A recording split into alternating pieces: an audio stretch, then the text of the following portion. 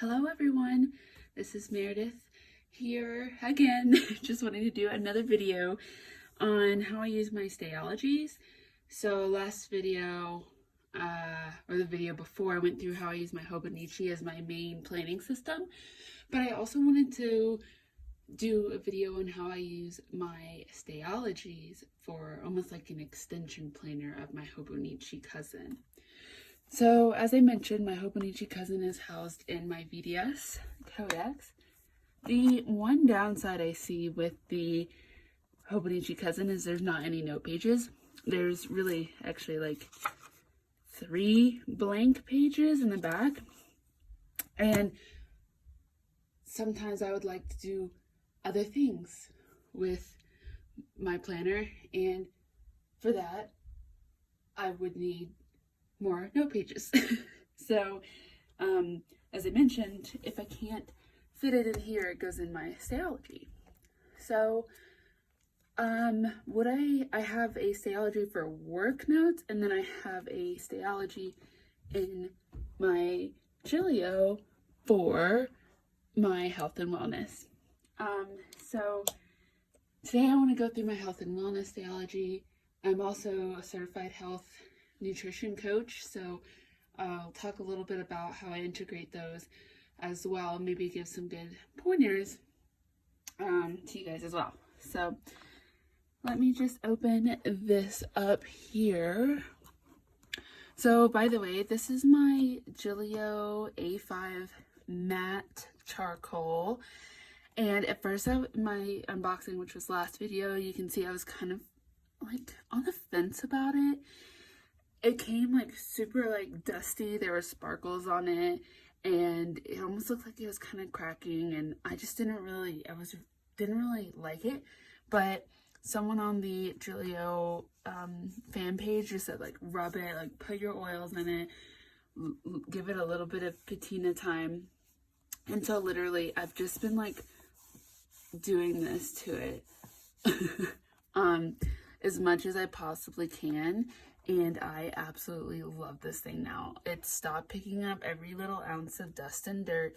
It has this beautiful matte but slight shine. I don't even know if you can tell there, but it is so gorgeous now, and I am so happy with it.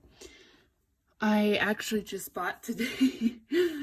Oh gosh, I can just tell I'm gonna be addicted.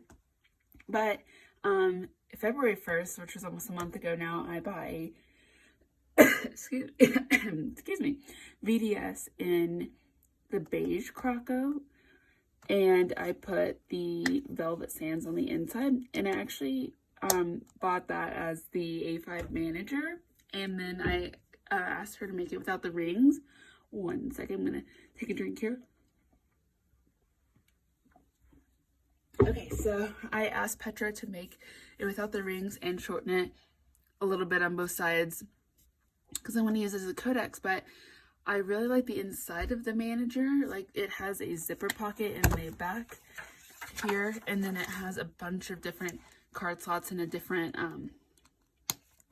like front area here than the codex. So I kind of wanted to see if I liked that setup as well. And I did not add the back pocket because there were so many different options within the planner. I thought, let me not do the back pocket, but we'll see how I feel about that because I have the back pocket on this, and I use them both, so we'll see how that goes. But anyways, okay, so this is the inside, because it's the charcoal matte black with the cream bicolor. I thought the cream was a little dry, but again, with use, it has become a little bit less dry, so I'm kind of just rubbing it. I also thought the cream would be kind of concerning getting marks on and stuff, but I don't think that that will be an issue now that I've been using it for a while. Okay, so this is the full year Stalogy, or gosh, like I mentioned in my last 2 videos, I call it a Stalogy. My brain is like stuck on that, and it like is struggling to adjust to anything else, even though it's not Stalogy. It's either Stalogy or Stalogy or something else. But you know what? you're just gonna have to take a shot every time I say it wrong. Anyways, okay, so this is my wellness Stalogy, and again, like I said, in my Hope and Neat sheet, there's only 3 pages in the back. So in the back here, I track my reading, and I track places I'd like to go, and my running log using this timetable. So I track my time I ran, the length, and the amount of calories I burned. Well, I am training for 5Ks and stuff, so I really want to see my progress there, and then my weight loss. But I really wanted a more intuitive health journal, so that's why I have this. I always leave the first page blank for a index, and I do index all of my planners. So the first page of my fitness or just overall wellness, get a little closer here, Stalogy, I have my goals listed out, and then I track my weight once every 2 weeks, my timed 5Ks, which right now I'm actually working up to running a 5K again. I have bad knees and joints, and so if I just start trying to run a 5K, I will injure myself. So there's this app called 10K, and pretty much any running app like that, it will start you like running a half mile, and then getting up to running a mile, and then a mile and a half, and then 2 miles, and then 3 miles over the course of about 8 to 10 weeks. So your chances of injury go down a lot. So I'm running right now, but I haven't gotten up to the 5K. Just a preface, I used to run track and cross country, so I've always been a runner, but not as an adult because of my knees. And last year I did the same thing and it worked really well, so I'm going to do it again. Okay, so I also want to lose about 15 pounds, and it's really just a goal because I like to see where I can push my body. When I became a health coach and nutritionist, when I changed my relationship with food, I actually changed my body image as well. When I started to really see food as fuel and not comfort, because a food, if you're really thinking about alcohol or any other drug, because alcohol is also a drug, food can also be a drug as well, depending on how you're using it. If you're addicted, are you using it to cope? Are you eating when you're sad? You always have to go back and look at your relationship with food as well. So knowing that, I'm tracking my weight loss journey at the moment. And just so you know, every 3,500 calories in deficit you eat, you will lose a pound. So for an example, if you're supposed to eat 2,000 calories a day, if you eat 100 less calories every day, so 1,900, you will potentially lose a pound a month, because you add up 100 calories a day in deficit to get to 3,500. That's 35 days. So you'll lose a pound a month. So I right now have myself at a deficit of about 500 calories a day. So I'm eating about 1,500 calories a day. So, and I will actually eat more if I run. So say I do a workout that's 400 calories, I actually eat 400 more calories to stay around that 1,500 total net calories. If you'd like to go more in depth, I think I actually have a video on this, my very first video on my YouTube channel. Anyways, so as you see right here, I put my calorie deficit for the day here, and then I start to add them up. And then once I add them all up and they hit 3,500, I have lost 1 pound of weight. I like to do this because if you try to just weigh yourself every day, or even weighing yourself every 2 weeks, you might hit a day where you're on your period, or you're bloating, you have water retention, your body is inflamed or aggravated with something that you fed it, and your weight's going to be different. So tracking your actual deficit of calories is the surefire way to know how much money or how much weight you're going to be losing. And I use the app MyFitnessPal to track that. And it's very intuitive. You can just scan the barcode or you can take a picture of what you eat and it will input the calories for you. So next I have the weight loss chart, which I just love to see things in graph charts, and I want to see as, you know, it fluctuates, goes up and down, and then I have my current weight and goal weight at the bottom, and we'll see how long it takes me to get to my goal weight as well. The next thing that I have here is a year in pixels that I have, and basically what this is for is to just track a year of movement. So this is every time I go on a walk or on a run or do yoga or go hike. I put movement because I don't want to restrict it just to running or just to something. It's a year of seeing every day or how often that I'm moving. And so far you can see right now the first 3 days of each month I haven't been very successful at moving, and then I had a gap of about a week right here where I did not move, and I love to move outside. So that week was the week it snowstormed when Texas kind of shut down and the South shut down, and we got a lot of snow here in Colorado as well, and I was not going to be outside because it was a high of 0 one day and -6 and super cold. I should have done movement inside, so I'm not using that as an excuse, but I kind of look back and see what that is. And this also motivates me to move because when I see big gaps like that, I don't want to have that in for the future. So this is a year of sleep. So just like the year in pixels of movement, this is tracking how much sleep I'm getting. I want to preface this by saying I don't have kids. So if you're looking at this and you're like, wow, you get a lot of sleep, that is why. But sleep is super important to your overall health. So I know that as parents, you guys get super busy, and you know, at night you feel like that's the time that you have for yourself and to do what you want to do, but sacrificing a lot of sleep if you also have to get up really early can have detrimental effects on you later in life, just like not staying hydrated does. So as a health consultant, I would advise you to read a book on sleep. There's a book called Why We Sleep, and kind of get some information on that because it's too long for me to kind of explain that to you now. But not getting enough sleep has linked to forms of dementia, as well as your body breaking down faster, your immune system being weaker, and a lot of other problems as well. So I like to track the sleep that I get and make sure that I'm averaging a good amount, which the pink is 6 hours or under, which is not adequate, and the green is 7 to 8 hours, which is adequate, and then the blue is 9+ hours of sleep, which honestly only happens on the weekend.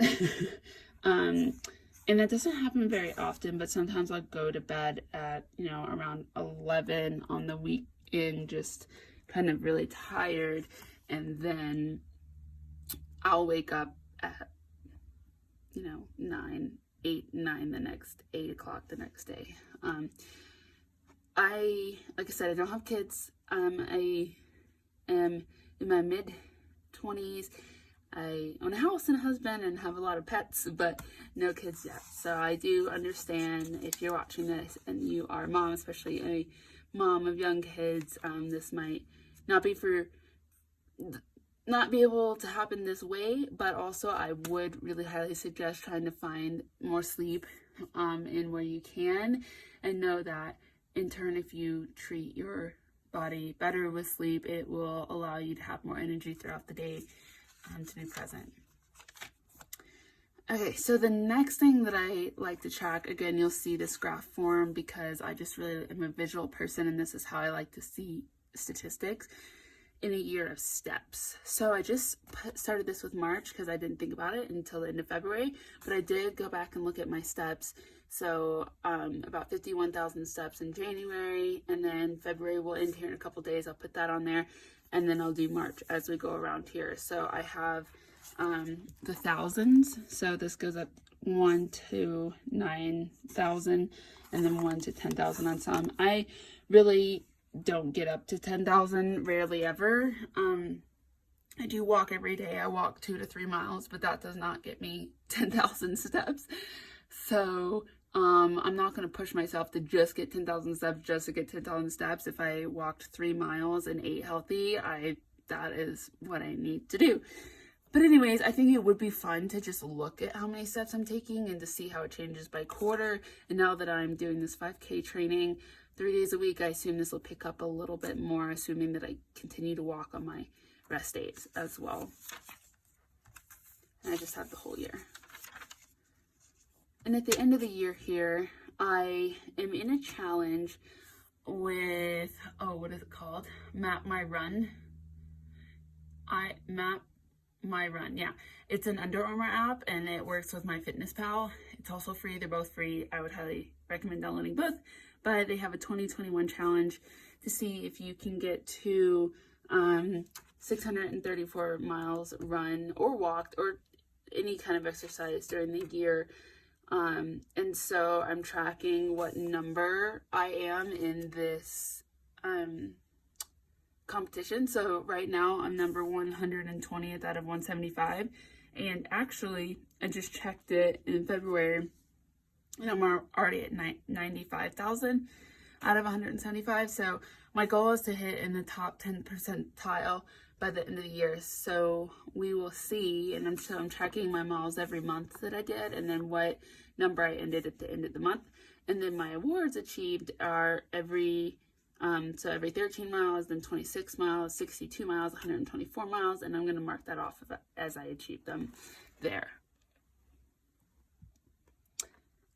As you can see, the Stalogy has a little bit of shadowing, but that doesn't really bother me too much. And I did use bright colors on the next page.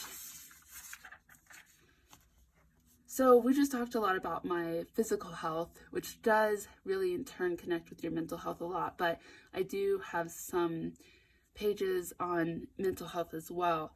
And so this page is called Things to Meditate On, which is really just think about. And as I have a thought, I will write it here and then kind of answer it. So I'll kind of go through some of these. What if I never peak? So sometimes you think, I peaked in high school or college, or I peaked when I turned 30 or something like that. But I think that peaking is a mindset. So I said, you only peak when you decide to stop growing or when you accept where you are today. So that's how I view that. And I'm always trying to learn and grow. And if that is the case, then you won't peak, because it's a mindset. Not what your hair looks like, or if now you have a wrinkle or two. It's a mindset of where you are, and I fully believe that. And then I put, I'm confident because, and so I put reasons why I thought I was confident. I try to uplift the people I meet. I care about myself. I am always learning. I try to change people's. I change people's lives. And then as I think about them, I meditate on them. I will write more down. And a couple other ones. What can I do to grow every day? And how can I be of value to others? And what does wealth mean to me? So I'm also a financial planner, and that is my career. And then the health coaching is my passion project. So what wealth means to me, I think a lot of people have different definitions of wealth, but also people have the misconception that wealth is making a lot of money, and that is not wealth. If we're talking purely finances, wealth is accumulation of money, not just making a lot of money. But if we're talking to wealth as in wholeness, for me, wealth is my health, financial stability, good foundational relationships, and learning. Your wealth could be, your kids' achievements or different things, or whatever you want to write down here. So that is all I have started here. There's not a ton in here yet, because I have, again, I have a couple things in my Hope and HG, but I just completely ran out of room. So growth is my word of the year, and I did a lot of research on growth and growth mindset, and I wrote here, what if I never peak? And really I was thinking of my PR for my 5K in high school, and how I actually in my late 20s beat that. So, and then this year my plan is to beat that again. So that's kind of what got me thinking on the whole peaking. And then I have my affirmations, which I do look at every single day. Even if you think that they don't work, they do. They're not going to change your life in the sense that you're going to see a 180 and you're just going to be completely different.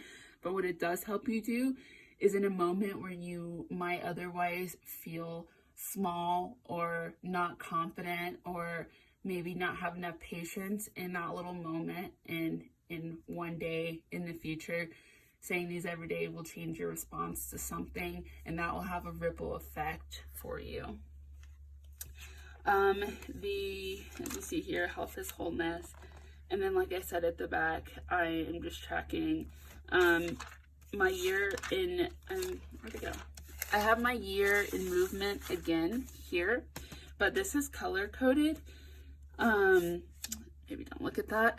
This is color coded so that I can see what kind of movement I'm doing here. So walking, running, yoga, hiking, biking, and stretching. So this will be kind of interesting to see what I tend to do. And during the winter, I tend to do yoga because that's inside. And then during the spring, it tends to be walking / running. All summer, it's running / hiking and biking. And then back into the winter months, it's more walking and then yoga. So that's interesting to see. I think that if you're going to be intentional with anything, you have to be accountable. And for me, being accountable means writing it down and looking at it every day, and not just saying I'm going to do something and then just try to do it. If I just said I want to lose 20 pounds, but I have no way to get there, it's most likely not going to happen. And I also believe in doing it in a healthy way. It's not lose 20 pounds in the next month. This is going to take me months of work and changing my view and my relationship with food. I also don't like to use words such as diet and cutting, and even the word vegan, because I am plant-based, but I'm not vegan. I think words like that are very restrictive and can almost create a negative connotation and a bad relationship with food. But when you change your relationship with food and see it as fuel, and you think of it in the lens of, what does my body want? What does my body want to work best for me? How can I feed it so that I have the energy to love my family more? And when you really see it as a resource rather than an emotional comfort, you change the way you look at food and the way you look at your body. And that is what I help women with as well. So that is the walkthrough so far. And throughout the year, as I put more in here, I do one of these every year. So throughout the year, I'll show you as I put more in there. And then next week I'll be doing a video on my new Gillio Appunto. Again, this is the croc and the croc. This is the mat. This is not a mat. And then there's an Appunto in here, but I really wanted a whole Appunto planner to see what that leather is like. And I have no idea what I'm going to use it for. I didn't buy it because I needed it. I bought it because I wanted it. So I guess I will be switching in and out of these, and then I also have that BDS coming. So my goal is to never have more than 4 at one time, and I know all of these have good resale value on them. So, but we'll see. I bet everyone says that. But yeah, let me know if you have any questions over anything health or fitness related, and that is all I have for you guys today. So have a great rest of your day. Bye.